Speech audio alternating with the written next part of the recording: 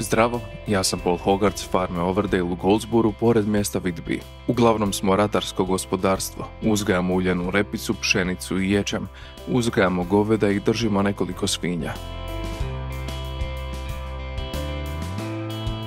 Nisam samo poljoprivrednik, također sam i rudar zaposlen ovdje u ICL Bulby.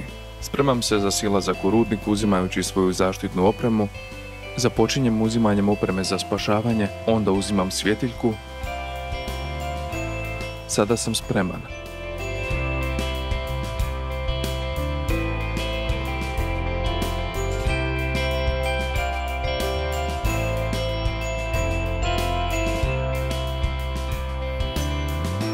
Ovo je šaka pšenice koja je bila uzgojena primjerom polisulfata i područja na koje je naneseno polisulfatno gnojivo, koja su duže ostala zelena, što je povećalo prinos.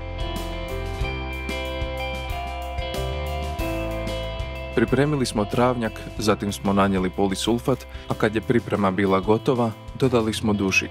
Ovaj je usjev bio apsolutno fantastičan. Nedaleko odavde poljoprivrednici su se borili da imaju 2 žetve. Mi smo imali 3 ovdje ono što je preostalo, prelijepa površina poput ove.